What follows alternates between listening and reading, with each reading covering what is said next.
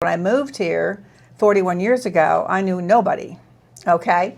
And so I had to join all these organizations to meet people, whether it be Rotary, church meetings, the YMCA, all these organizations to meet people. And it had to be in the morning or at lunchtime because Sarah was little. And I was home every night by 5:30, right? I was coming on the wheel sideway at Ocean View Baptist Church to pick her up every time at 5:30. I was right there, right on the clock. But anyway, so after all the years of being part of all those organizations, I made a decision on which one I loved the most. Which one did the most good for my community? Which ones did the most good for the children? Which ones helped our mothers and their careers and our fathers and their careers? And I put my money where the Y was, and my time. And that's actually where I spend 95% of my extra time is on the YMCA today. And with the growth that we're seeing today, it's phenomenal. But I mean, it was 2005. The market in real estate was amazing. And people That's about when we moved here. Yeah. People were buying condos left and right. We were building them left and right. And I was selling the campaign for contributing to the YMCA. And I used to brag because I'd say, the YMCA is the only property that the community actually built. And then somebody said the senior club was one too, but that was still, other things. But I mean, it's just amazing what the time you spend, and I love what I do every day in my career, so.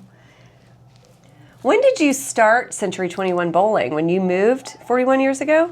I worked as a sales manager when I first came down here, and so 2 years later I bought them out. And I changed the name to C21 Bowling, and it's been like 39 years as my company, but 41 selling real estate down here in Myrtle Beach. I love that. Yeah. And I love that you immediately got involved in the community, because I think that is something that I found when I moved to this area. You have to get involved to meet people and understand the different organizations. But then sometimes you do have to whittle it down just to one or two organizations. You do. So I'm glad that you chose the Y. I am too, after all these years.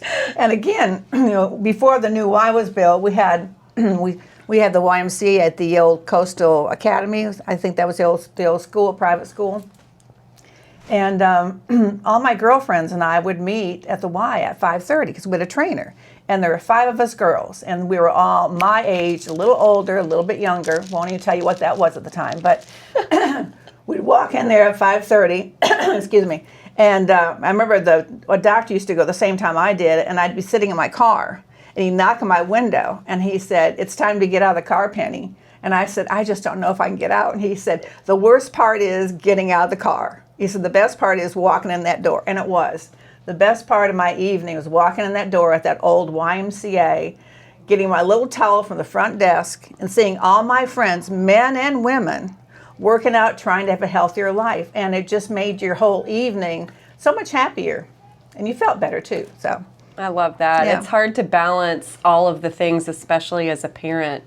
And with Sarah being little, I'm sure it was easy to talk yourself out of it. But when you've got friends involved, it's harder to say no, I'm not going to go. That's right. It was. But all my friends didn't have children, so I had to share mine with them. So it worked out well. They had to take their turn. That's good too, as a parent. So, what have you been most excited about with all the growth in the YMCA and all the things that we're doing in the community? What are the things that you see being this current, our current growth patterns and all the things that we're doing? What do you see making the most impact for the legacy that we're building right now?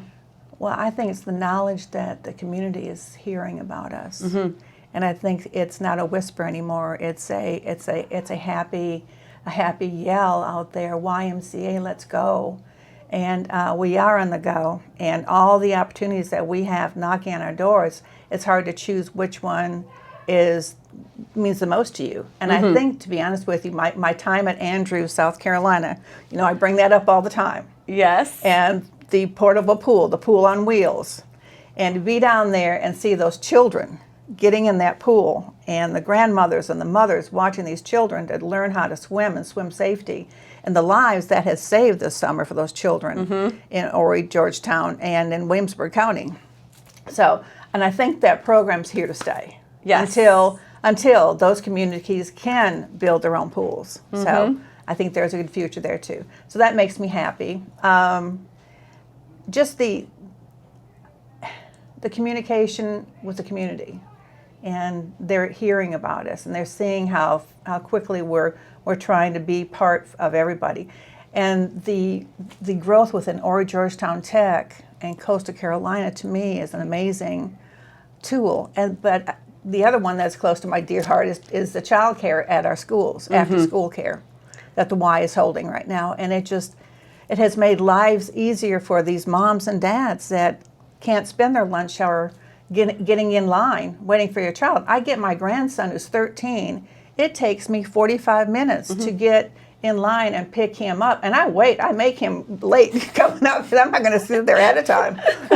But, I mean, it takes 45 minutes to get in and get out. And so, I mean, moms don't have that time. They don't have that lunch. So this has really worked out really, really well. And I hope that we're in all the schools by next year. We are on that. We are on that. We are on that path. One of the things that I love about the YMCA that I think you alluded to is how the community is understanding how much we can do and how flexible we are and how we can meet community needs. Talk a little bit about what you hear in the community and what you see in the next 5 years, us being able to do for the residents and the locals that live here. Well, you know, at my age, I have a lot of friends that have been stricken with Parkinson's, and we do a program at the YMCA's now that help with the movement of these people and this disease.